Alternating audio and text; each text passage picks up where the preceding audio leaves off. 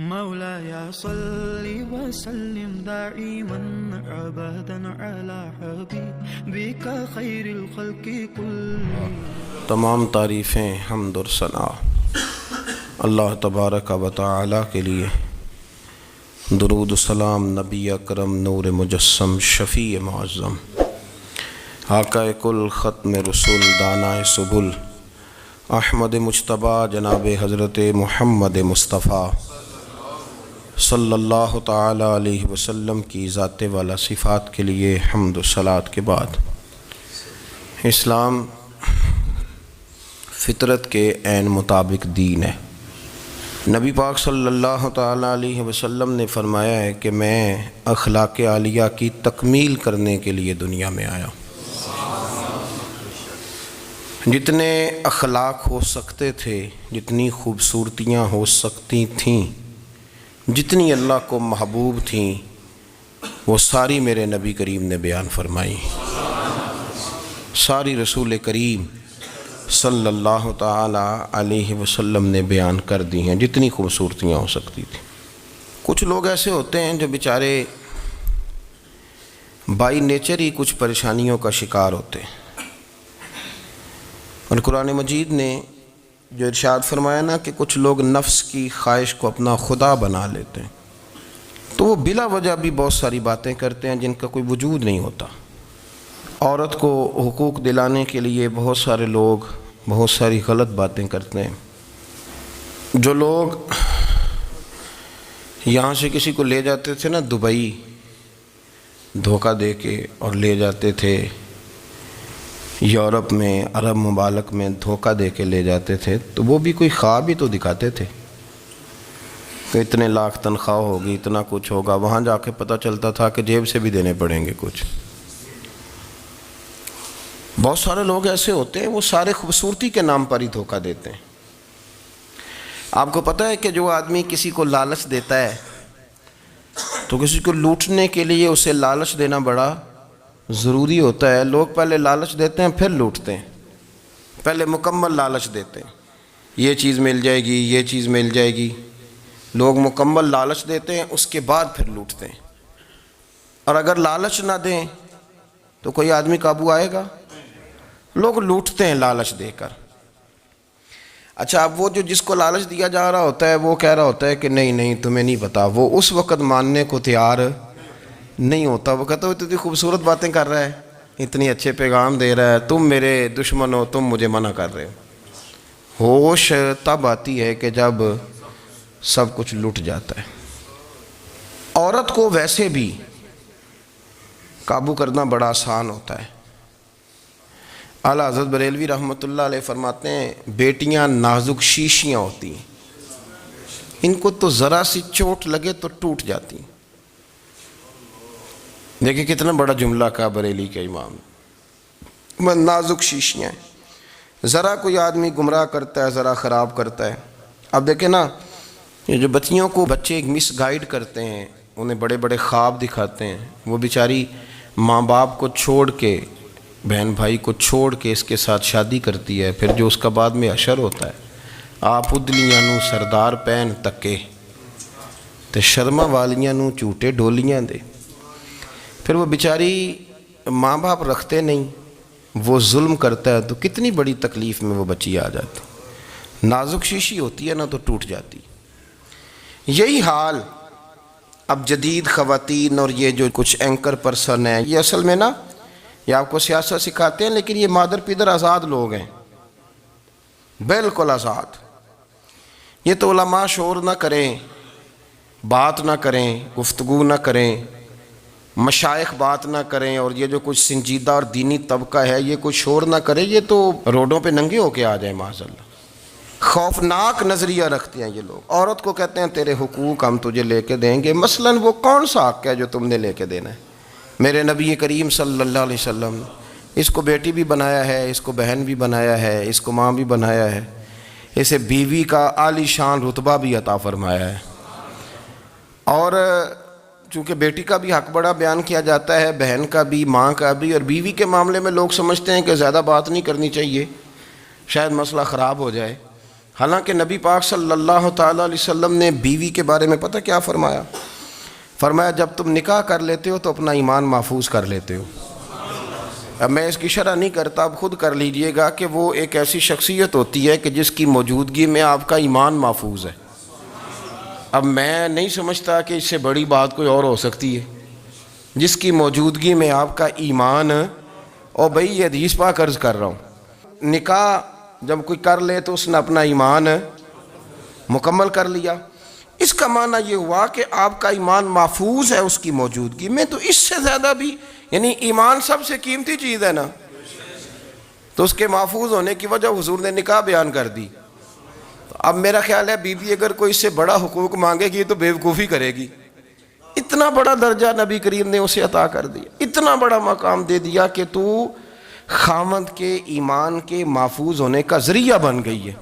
عورت کو جو حقوق رسول کریم صلی اللہ تعالیٰ علیہ وسلم نے عطا فرمائے، نبی پاک نے جو حقوق دیے، دیکھیں نا، حضرت عبداللہ ابن عمر رضی اللہ تعالیٰ عنہ کی اہلیہ بیمار تھی، تو جلدی جلدی سے وہ آئے، تو جب بہت جلدی ہو، سفر بڑا شدید تھا، تو آپ نے جلدی سے نماز ادا کی، جلدی سے چلے۔ آپ کے خادم کہنے لگے حضور خیریت ہے؟ فرمایا میری بیوی بیمار ہے۔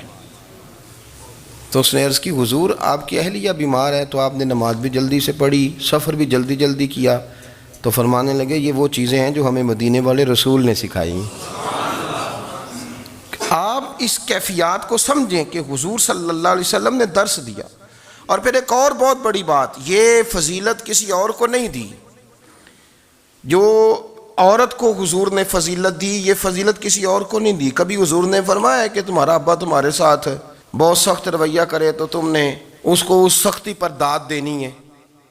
فرمایا چلو اگر وہ زیادتی بھی کرے تو تم نے اس کے ساتھ سلوک اچھا ہی کرنا ہے۔ لیکن آپ ایک بات کو سمجھیں نا کہ بچے کے بارے میں، بیٹے کے بارے میں، بیٹی کے بارے میں فرمایا 10 سال کے ہو کے نماز نہ پڑھیں تو سختی کرو، تمہارا ڈنڈا بھی لٹکنا چاہیے۔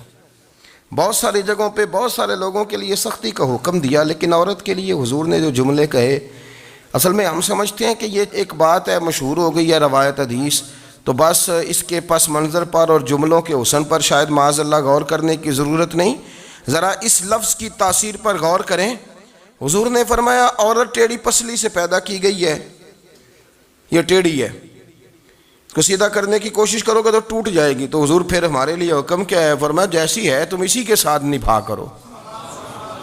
آپ سمجھیں کہ اتنا محفوظ حضور نے درجہ دے دیا بی بی کو، اتنا محفوظ کہ فرمایا غلطی بھی ہو تو میرے غلاموں تم اس کے ساتھ نبھا کرو، گزارا کر لو۔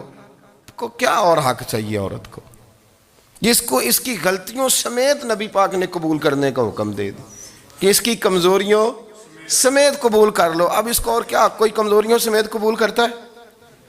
کبھی آپ دکان پہ بیٹھے ہو تو آپ کہیں بھی اس میں یہ بھی غلطی، میرے مال میں یہ بھی کمزوری ہے، یہ بھی کمزوری ہے، یہ بھی کمزوری ہے، تو کر لے قبول؟ کرتا ہے کوئی؟ کوئی شخص ایسا ہو جو کسی چیز کی کمزوریاں بیان کر کے کہ اسے قبول کرو؟ پر رسول کریم صلی اللہ تعالیٰ علیہ وسلم نے نا ہمیں سبق دیا، حضور نے ہمیں درس دیا، نبی پاک نے ہمیں پیغام دیا۔ فرمایا یہ ٹیڑھی ہے، سیدھی کرنے کی کوشش کرو گے تو بیچاری ٹوٹ جائے گی، تو اس کے ساتھ نبھا کر جاؤ۔ آپ میری بات کو سمجھیے گا۔ چلیں میں اس پر ایک اور بخاری مسلم کی حدیث پڑھتا ہوں۔ حضرت سلمان فارسی رضی اللہ تعالیٰ عنہ اور حضرت ابو درداء کے درمیان بھائی چارہ تھا۔ مکے سے مدینے جب لوگ آئے تو حضور نے بھائی بھائی بنایا تھا، ان کے درمیان بھائی چارہ تھا، تو ابھی پردے کی آیات نازل نہیں ہوئی تھیں، تو لوگ ایک دوسرے کی طرف جاتے تھے۔ حضرت سلمان فارسی رضی اللہ تعالیٰ عنہ حضرت ابو درداء رضی اللہ تعالیٰ عنہ کے گھر میں تشریف لے گئے تو دیکھا کہ ان کی بیوی بڑی غمگین بیٹھی ہیں۔ تو ہم نے فرمایا بہن کیا ہوا؟ تو کہنے لگی تمہارے بھائی کو دلچسپی کوئی نہیں رہی، ہر روز روزہ رکھ لیتا ہے اور ساری ساری رات نفل پڑھتا ہے۔ حضرت سلمان فارسی کہنے لگے ٹھیک ہے کر لیتے ہیں بندوبست۔ نماز دین ہے کہ نہیں؟ دین ہے نا یہ چیزیں۔ لیکن حضرت سلمان فارسی جناب ابو درداء سے کہنے لگے آج میں نے تیرے گھر میں رہنا رات کو، کیونکہ وہ تو ساری رات نماز پڑھتے تھے، نفل پڑھتے تھے۔ انہوں نے کہا ٹھیک ہے، ایک بستر لا کے بچھا دیا حضرت سلمان فارسی کے لیے۔ سلمان فارسی فرمانے لگے دوسرا بھی لا۔ کہا وہ کیا کرنا ہے؟ فرمانے لگے تو نے بھی سونا ہے، میں نے بھی سونا ہے، تو نے بھی سونا ہے، عشاء پڑھیں گے اور پھر دونوں سوئیں گے؟ کہا میں نے تو نماز پڑھنی ہے۔ فرمایا تہجد کے وقت اٹھ کے پڑھیں گے، اللہ کے رسول بھی رات آخری حصے میں جا کے نماز پڑھتے ہیں۔ ادھر ساتھ سلا لیا، وہ تھوڑی کو دیر سوئے، اب عادت تھی ساری رات اٹھنے کی، ذرا اٹھنے لگے بستر سے تو حضرت سلمان فارسی فرمایا چپ کر کے سو جا، وہ بڑی رات پڑی ہوئی، چپ کر کے سو جا۔ وہ لیٹ گئے، پھر اٹھنے لگے تو فرمایا سو جا چپ کر کے، بڑا ٹائم ہے۔ سحری کے وقت اٹھے، نفل پڑھے، ان کا ارادہ تھا روزہ رکھنے کا، تو فرمانے لگے کل رکھا تھا نا نفلی روزہ؟ جی رکھا تھا۔ پرسوں بھی رکھا تھا، ترسوں بھی رکھا تھا۔ فرمایا آج نہیں رکھنا، آج میں تیرا مہمان ہوں، سارا دن کٹھے مل کے روٹیاں کھائیں گے، آج نہیں روزہ رکھنا۔ سلا دیا۔ اب حضرت ابو درداء رضی اللہ تعالیٰ عنہ کہہ تو کچھ نہ سکے، پر کہنے لگے سلمان تم پتہ تم کیا کر رہے ہو، نہ تم نے مجھے رات اٹھ کے زیادہ نفل پڑھنے دیے، سویرے روزہ نہیں رکھنے دیا۔ تو حضرت سلمان فارسی کہنے لگے کوئی لمبی بات تو نہیں نا، چلتے ہیں نا ابھی فجر میں مسجد نبی میں، تو نبی پاک کو بتاتے ہیں سرکار دو عالم علیہ السلام کی خدمت میں تو اپنی بات کرنا، میں اپنی کروں گا، حضور نتیجے کا اعلان فرما دیں گے، بات طے ہو جائے گی۔ حاضر خدمت ہوئے، عرض کی یا رسول اللہ صلی اللہ تعالیٰ علیہ وسلم یہ ساری رات نفل پڑھتے ہیں، ہر روز روزہ رکھتے ہیں، ان کی اہلیہ غمگین بیٹھی ہیں، حکم فرمائیں۔ تو نبی پاک صلی اللہ علیہ وسلم نے فرمایا پھر ہوا کیا؟ یا رسول اللہ میں نے رات سلایا ہے، سحری میں اٹھایا ہے، سویرے روزہ نہیں رکھنے دیا۔ نبی پاک نے فرمایا سلمان فارسی نے ٹھیک کیا ہے، سلمان فارسی نے ٹھیک کیا۔ پھر حضور نے فرمایا، نبی کریم نے فرمایا ابو درداء تیرے اوپر اگر اللہ کا حق ہے، اس کے رسول کا حق ہے، دین کا حق ہے، تو فرمایا تیری آنکھ کا بھی تیرے اوپر حق ہے، تیرے وجود کا بھی تیرے اوپر حق ہے۔ یہ حضور نے فرمایا تیرے بچوں کا بھی تیرے اوپر حق ہے، تیری بیوی کا بھی تیرے اوپر حق۔ اس حق کو بھی سمجھے، حقوق اللہ بھی ہیں، پر تیری آنکھ کا بھی تیرے اوپر، کیا مانا کہ تیری آنکھ سونا چاہتی ہے تو اسے سلا بھی، تیرے وجود کا بھی تیرے اوپر حق ہے، تو تیرا وجود آرام کرنا چاہتا ہے تو اسے آرام بھی کرا۔ اور پھر وہاں نبی پاک صلی اللہ علیہ وسلم نے فرمایا میں تم سب، سننا یہ لفظ حدیث کے، حضور نے اسی موقع پر فرمایا میں تم سب سے زیادہ اپنے رب کو جانتا ہوں اور میں تم سب سے بڑھ کر اپنے رب سے ڈرتا ہوں۔ حضور فرمانے لگے میں روزہ بھی رکھتا ہوں، افطار بھی کرتا ہوں، یعنی کبھی رکھتا ہوں اور کبھی نہیں رکھتا۔ فرمایا میں نفل بھی پڑھتا ہوں اور اپنی بیویوں کو وقت بھی دیتا ہوں۔ سرکار مسجد میں بھی آتے تھے، نواسوں کے ساتھ کھیلا بھی کرتے، ان کے ساتھ پیار بھی کرتے۔ تو اتنے بڑے حقوق حضور نے بیان فرمائے عورتوں کے کہ تمہاری بیوی کا بھی تمہارے اوپر۔ لو ایک حدیث بخاری کی اور یہاں بیان کر دیتا ہوں۔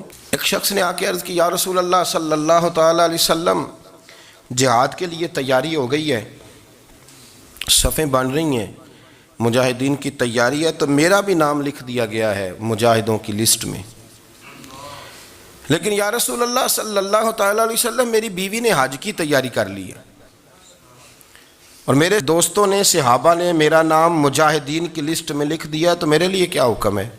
یہ بخاری مسلم ہے۔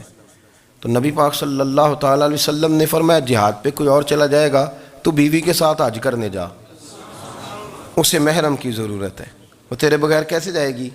مجاہدین کو تو اور مجاہد مل جائے گا، پر تو اپنی بیوی کے ساتھ جانا۔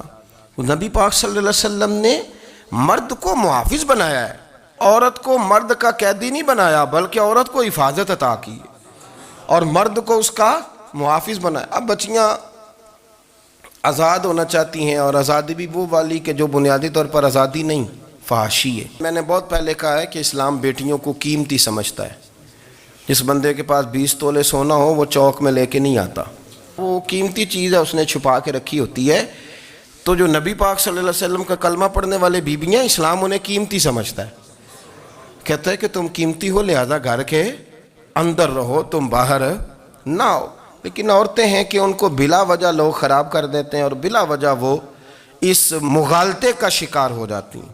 اب آگے بڑھتے ہیں۔ قرآن مجید نے سورہ نور کی آیت نمبر 30 میں کہا کہ کل للمؤمنین یغضوا من ابصارہم، فرمایا کہ اے محبوب علیہ السلام مومن مردوں سے کہہ دو کہ اپنی نظریں جھکا کے رکھیں، اپنی نظریں۔ اور اگلی آیت میں فرمایا وَقُلْ لِلْمُؤْمِنَاتِ یغضضن من ابصارہن، فرمایا کہ اے محبوب مومن عورتوں سے بھی کہہ دو کہ اپنی نظریں جھکا۔ مرد بھی اپنی نظر جھکا کے رکھے گا عورت کی طرف، لیکن یہ ساری پابندی صرف مرد پر نہیں، عورت بھی غیر محرم کا چہرہ نہیں دیکھے گی، اس پر بھی اسی طرح نظر جھکانے کا حکم ہے جس طرح کہ وہ ہر دکاندار کو بھائی جان کہہ کے گفتگو کرنے کی اس کو بھی اجازت نہیں ہے کہ وہ سمجھے کہ پابندی تو مرد نے کرنی تھی، میں نے تھوڑی کرنی تھی۔ وہ جس کے پاس جائے، جہاں بھی جائے، ڈاکٹر کے پاس جائے، باہر جائے، تو وہ جس طرح مرضی اس کا دل چاہے وہ بات چیت کرے، اس کی عورت کو بھی اجازت اسلام نہیں دیتا۔ بنیادی طور پہ اسلام شرم و حیا کا دین ہے، حیا کی بات کرتا ہے۔ حیا کی جب ہم تعریف کرتے ہیں تو حیا کی تعریف یہ ہے کہ کوئی کبھی چیز دیکھ کے نا تو آپ کی طبیعت میں کراہت محسوس ہو، آپ کوئی غلط جملہ منہ سے نکالتے ہوئے ذرا جھجکیں، آپ کوئی غلط بات کرتے ہوئے تھوڑا بوجھ محسوس کریں۔ ہمارے ہاں تیزی سے فروغ پایا ہے بے حیائی نے، سنگیوں کی محفلیں، یاروں کی محفلیں، اس میں غلیظ گفتگو ہوتی ہے الا ماشاء اللہ۔ جن دوستوں کو بڑی پاک صاف گفتگو کرنی چاہیے، دوستی کا رشتہ بڑا مقدس رشتہ ہے، جو یہاں ایک دوسرے سے پیار کریں گے جنت میں بھی اکٹھے داخل کیے جائیں گے۔ شرط یہ ہے کہ پیار اللہ رسول کی رضا کے لیے ہو، لیکن اس کے اندر اگر آپ کی گفتگو کچی ہو، کمزور ہو، فحاشی والی ہو، عریانی والی ہو، وہ ہمارے ہاں تو اب اس کو لوگ فیشن سمجھتے ہیں، اس کو مردانگی کی علامت سمجھتے ہیں کہ وہ جی ساری باتیں جی وہاں ہو گئیں، اور جس کا جو جی چاہا اس نے کہا۔ آپ جب حیا کے دائرے میں ہوتے ہیں تو آپ خود بھی سکون محسوس کرتے ہیں۔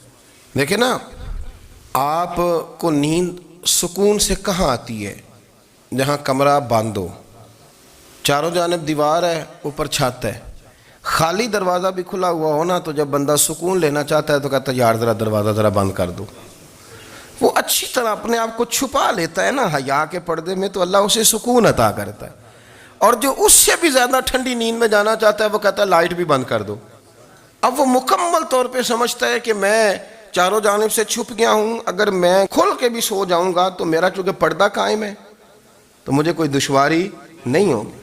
آپ جب چھپ جاتے ہیں، جب آپ حیا کے اندر سمٹ جاتے ہیں، جب آپ چادر کے اندر آ جاتے ہیں تو آپ بہت ساری جگہوں پہ آسانی محسوس کرتے ہیں۔ تو حیا تو آپ کو سکون دیتی ہے، حیا تو دل کو راحت دیتی ہے۔ میں بڑی ذمہ داری سے بات عرض کرتا ہوں، قرآن مجید نے نا ایک مقام پہ مذاق کو، ایک مزاح ہوتا ہے خوش طبی، وہ نہیں، مذاق اڑانا،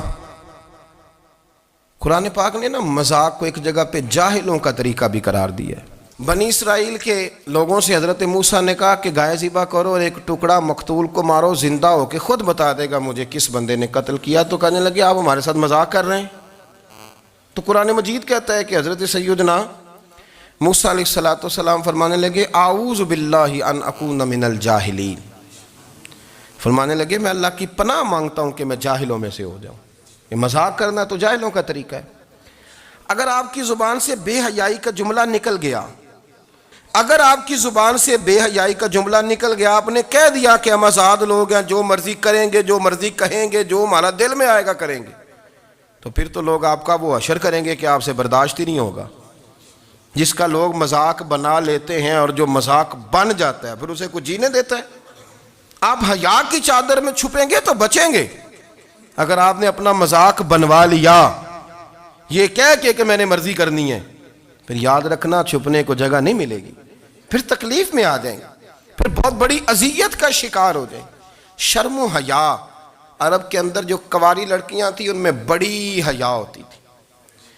الحمدللہ میں بڑے فخر سے کہتا ہوں کہ میرے پنجاب کی، میرے پاکستان کی بیٹیاں بھی 20 دفعہ ان کا ابا کہے تیری شادی کرنی ہے تو وہ آنکھ نہیں اٹھا پاتی آج بھی۔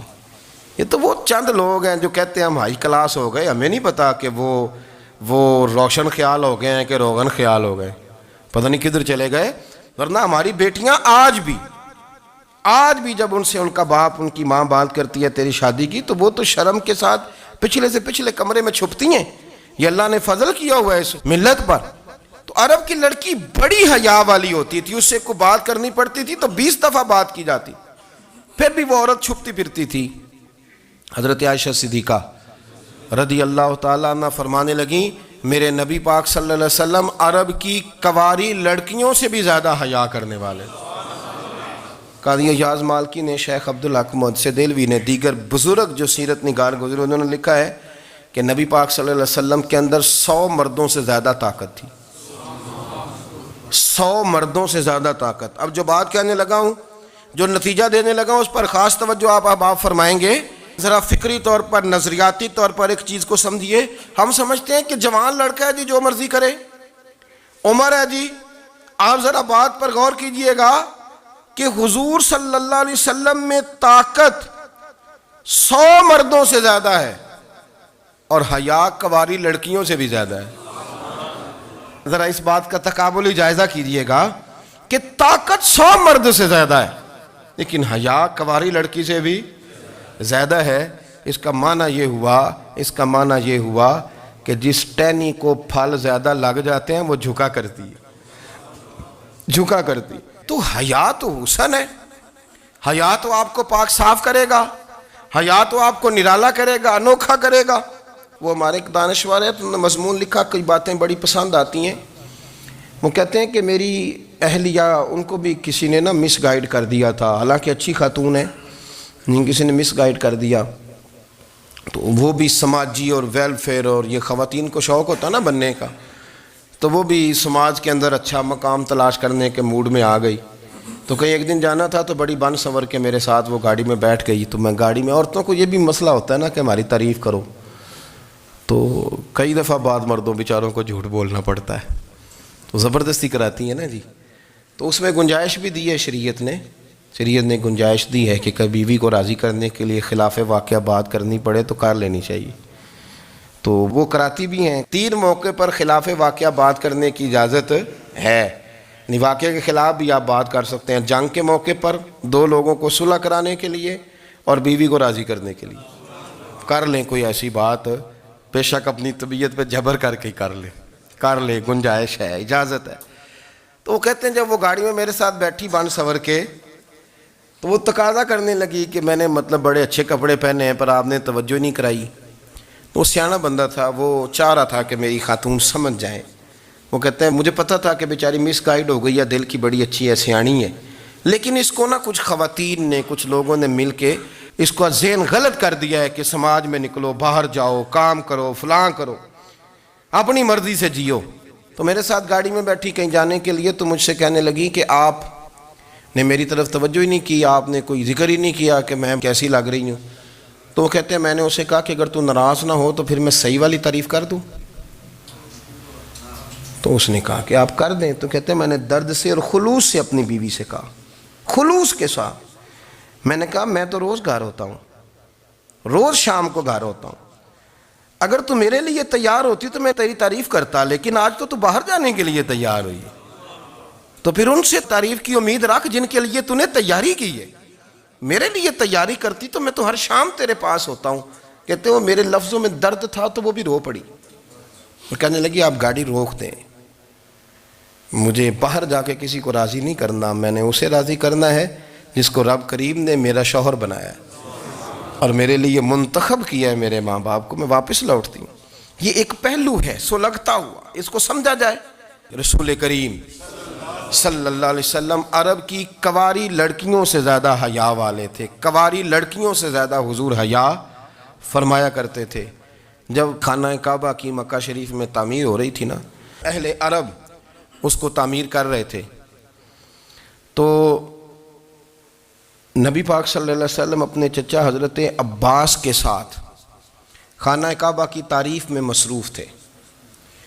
تو عرب کے لوگ چونکہ لمبا کرتا پہنتے تھے پیروں تک، تو نیچے اگر کسی وقت کوئی چیز نہیں بھی ہوتی تھی تو کسی کو وہ نظر نہیں آتی تھی، چونکہ پردہ رہتا تھا، ایک لمبا کرتا پہنا ہوا ہوتا تھا.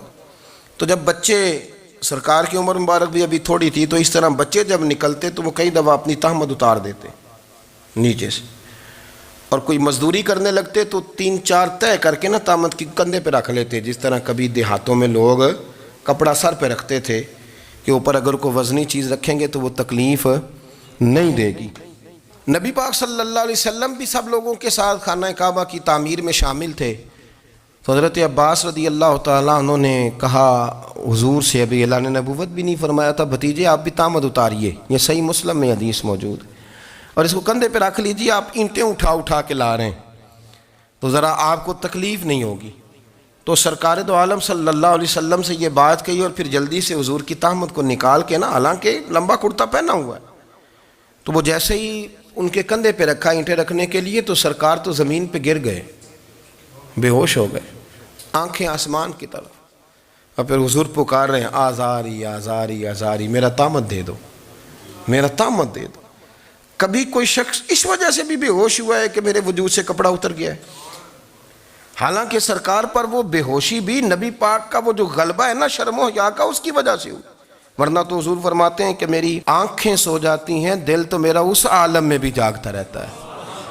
تو سرکار زمین پہ تشریف لے آئے، آنکھیں میرا تامت دے دو، میرا تامت دے دو، تو جلدی سے انہوں نے تامت دیا تو حضور نے باندھ لیا، پھر طبیعت مبارک میں تسلی ہوئی۔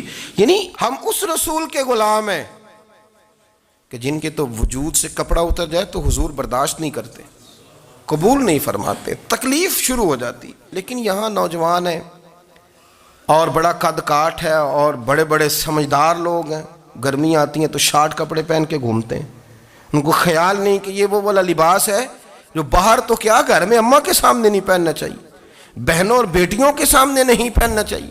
آپ کی گفتگو میں شرم و حیا ہو، آپ کے لب و لہجے کے اندر حسن ہو۔ آپ کو پتہ ہے نبی پاک صلی اللہ علیہ وسلم نے فرمایا میری امت میں سب سے زیادہ حیا کرنے والے عثمان غنی ہیں، عثمان غنی سب سے زیادہ حیا کرنے والے۔ آپ فرمایا کرتے تھے جب سے حضور کا چہرہ دیکھا ہے میں نے کبھی اپنی شرمگاہ بھی نہیں دیکھی، میں نے آنکھوں کا وضو نہیں توڑا، اور جب سے حضور کے دست مبارک میں میں نے بیعت کے لیے سیدھا ہاتھ بڑھایا تو پھر سیدھا ہاتھ میں نے کبھی گندگی کو نہیں لگایا۔ حیا تھی۔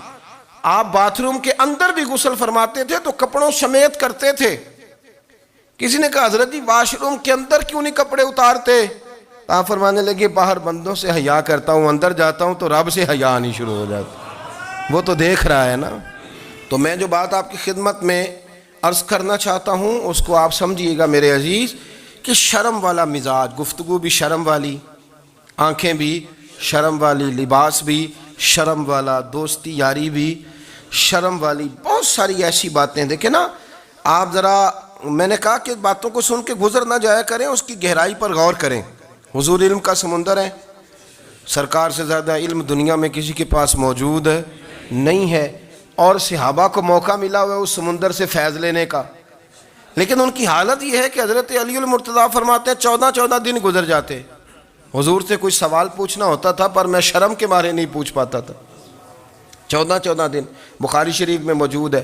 ایک دن نبی پاک صلی اللہ علیہ وسلم نے پوچھا صحابہ سے کہ وہ کون سا درخت ہے جس کے پتے نہیں گرتے، اور وہ درخت اس طرح ہے جس طرح مومن ہوتا ہے، وہ درخت میرے مومن کی طرح بتاؤ۔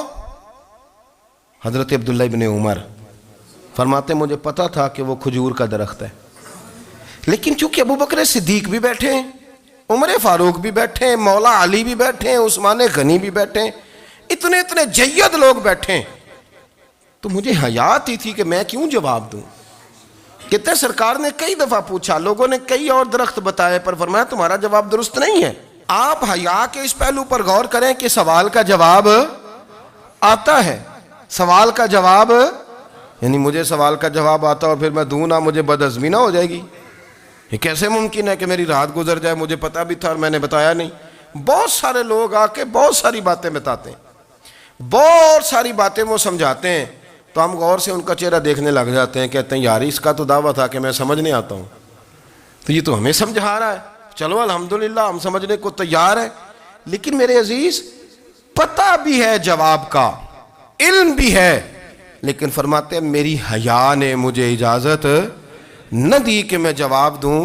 آپ فرماتے ہیں پھر حضور سے صحابہ نے عرض کی کہ یا رسول اللہ آپ ہی بتا دیں وہ درخت کون سا ہے، تو حضور نے فرمایا بھئی وہ کھجور کا درخت ہے۔ تو آپ فرماتے ہیں میں دل ہی دل میں کہہ رہا تھا کہ الحمدللہ میرا جواب درست ہے، حالانکہ میں نے جواب دیا ہی نہیں۔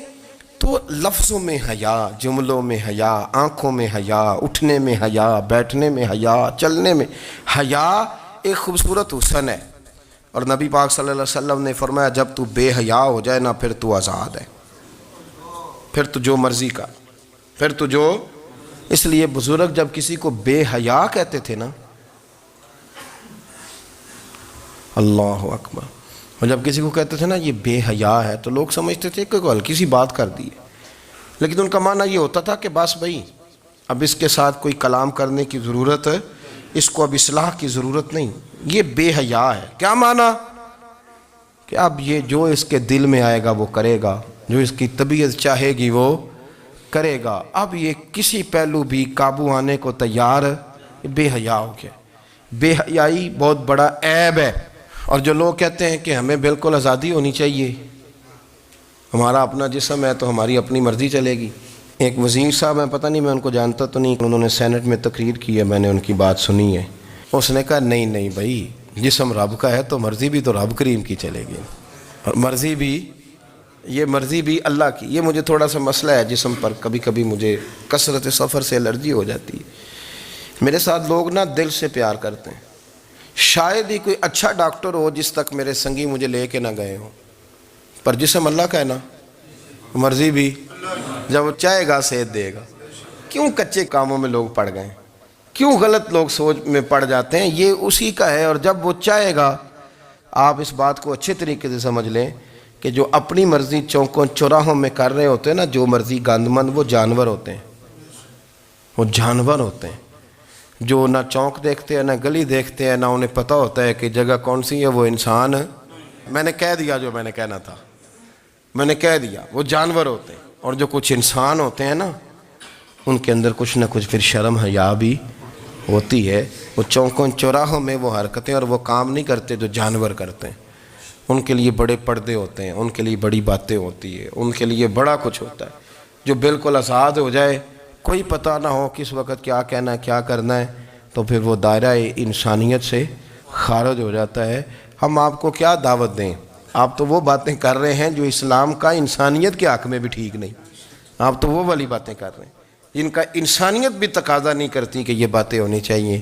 لیکن ایک بات، میں تو جذباتی نہیں ہوتا، میں بڑے غور سے چیزوں کو دیکھتا ہوں، سنتا ہوں، اور نہ میں ان موسمی مینڈکوں کی، وہ مجھے عاتق صاحب کہنے لگے جی بڑے بڑے مولوی ایک بندے کے ساتھ بیٹھے ہوئے ہوتے تھے اور وہ روزے میں بڑے بڑے درس دیتا تھا تو وہ بھی فلانی حرکتیں کر رہا ہے۔ تو میں نے کہا ہم نے تو پرانا کہا تھا کہ موسمی مینڈک ہے، تو پرانے کہہ رہے ہیں کہ اداکار ہے، تو وہ جہاں کاسٹ کریں گے وہاں وہ اداکاری کرے گا۔ آپ کسی مذہبی جگہ کر لیں تو وہاں کر لے گا، کہیں اور جگہ کریں گے تو ہم تو پرانا کہہ رہے ہیں۔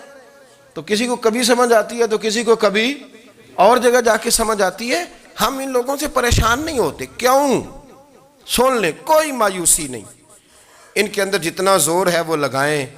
یہ ملک بنا ہے رسول اللہ کے نام پہ، یہ اللہ نے تحفہ دیا ہے امت مسلمہ کو، یہ نبی پاک کے نام پہ بنا ہے، تو یہاں جھنڈا بھی وہی والا بلند ہونا ہے جو مدینے والے رسول کا جھنڈا ہے، اور یہاں وہی کام چلے گا جو نبی پاک نے بیان فرمایا۔